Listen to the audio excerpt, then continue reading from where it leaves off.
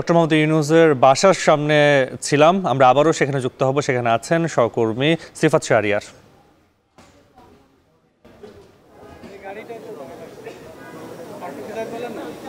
নাফি, অন্তর্বর্তীকালীন সরকারের প্রধান উপদেষ্টা ডক্টর মোহাম্মদ ইউনূস তার বাসভবনে তিনি বের হচ্ছেন বলা যায়। একেবারে যে গাড়িগুলো সেগুলো প্রস্তুত হয়ে গেছে এবং আপনাকে দেখাতে চাই ইতিমধ্যে তাকে বহন করে যে গাড়ি সেটি কিন্তু সামনে এবং 3 স্তরের যে নিরাপত্তা ব্যবস্থা সেটি কিন্তু দেখা যাচ্ছে। এবং আমরা যেটি দেখছি ইতিমধ্যে এখানে 2টি গাড়ি দাঁড়ানো করা হয়েছে এবং তার সামনে যে গাড়িটি দেখছেন কালো 2টি গাড়ি পরপর দাঁড়ানো আছে। তার মধ্যে যে কারটি থাকবে সেটিতে করেই মূলত তিনি যাত্রা করবেন এবং বঙ্গভবনের উদ্দেশ্যে রওনা করবেন। আজকে যেহেতু রাত 9টায় শপথ, সেক্ষেত্রে তিনি এখান থেকেই রওনা করবেন এবং তার ঠিক বাসভবনে দেখতে পাচ্ছেন যে প্রধান যে গেটটি সেটি খোলা রয়েছে এবং লিফটের সামনেই যে নিরাপত্তার দায়িত্বে যারা রয়েছেন সেই কর্মকর্তারাও রয়েছেন এবং নিরাপত্তার বিষয়টি নিশ্চয়ই খুব বেশি গুরুত্বপূর্ণ এই মুহূর্তে এবং সেটি আমরা দেখছি কয়েক স্তরের নিরাপত্তা ব্যবস্থার মধ্যে দিয়েই তিনি বঙ্গভবনের উদ্দেশ্যে রওনা হবেন এবং অনেকক্ষণ যাবতই যেহেতু নিরাপত্তার বিষয়টি খুব গুরুত্বপূর্ণ, সেক্ষেত্রে অনেকক্ষণ যাবতই এখানে যে প্রস্তুতি সেটি চলছিল এবং এখনও চলছে এবং তিনি এখান থেকে নেমে শপথ গ্রহণের উদ্দেশ্যে বঙ্গভবনের উদ্দেশ্যে রওনা করবেন এবং অন্তর্বর্তীকালীন সরকারের প্রধান উপদেষ্টা হিসাবে কাজ করবেন ডক্টর মোহাম্মদ ইউনূস। এবং আমরা এখানে উৎসুক যে জনতা তাদেরকে দেখছি এবং তিনি 4:15টার দিকে তার বাসভবনে এসেছেন এবং আমরা দেখছি তিনি বের হয়েছেন, তার একেবারে লিফট থেকে নেমেছেন এবং তিনি আসছেন গাড়িতে ওঠার উদ্দেশ্যে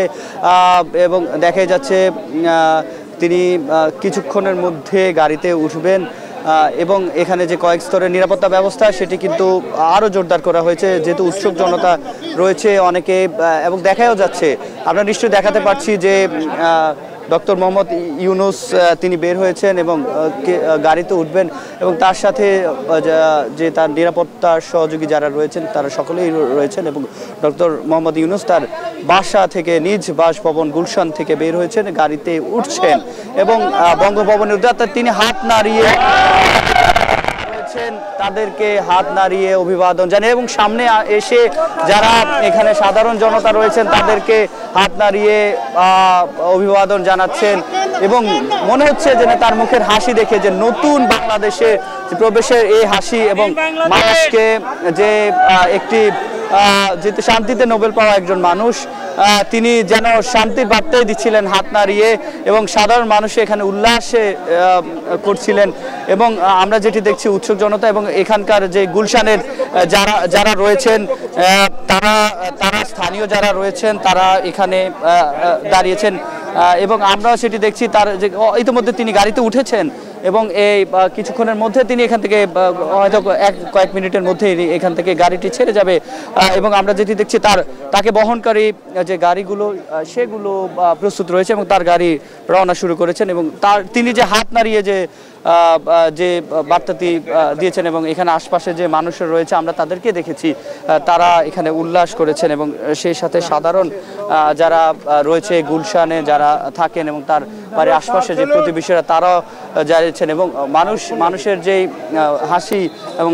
চোখে মুখে যে বার্তা সেটি কিন্তু আমরা দেখছিলাম এবং একেবারে নিরাপত্তার চাদর দিয়ে তাকে আসলে বঙ্গভবনের উদ্দেশ্যে নিয়ে যাওয়া হচ্ছে এবং আমরা যেটি দেখছি সেনাবাহিনী সহ তার যে নিরাপত্তার সাথে নিয়োজিত রাষ্ট্রীয় নিরাপত্তা বাহিনীগুলো সেগুলোর যে বহর সেটি কিন্তু সামনের দিকে এগিয়ে যাচ্ছে এবং এই গুলশান থেকে ডক্টর মোহাম্মদ ইউনূসকে বহনকারী যে গাড়ি সহ পুরো বহরটি আমরা দেখছি সামনের দিকে এগিয়ে যাচ্ছে এবং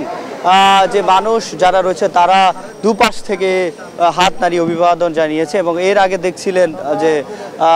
ডক্টর মোহাম্মদ ইউনূসও সবাইকে এখানে যারা উপস্থিত ছিলেন উৎসুক জনতা যারা এলাকাবাসী ছিলেন তাদেরকে হাত নাড়িয়ে যে অভিবাদনের যে বিষয়টি সেটি আমরা দেখেছি এবং এই যে অন্তর্বর্তীকালীন সরকারের যারা রয়েছেন আজকে শপথ গ্রহণ হবে রাত 9টায় সেটির সকল ধরনের প্রস্তুতি শেষ করে আমরা দেখেছি এখনো এখানে সাধারণ যারা রয়েছেন উৎসুক জনতা তারা কিন্তু এখানে অপেক্ষা করছেন। সেক্ষেত্রে আমরা যেটি দেখছি যে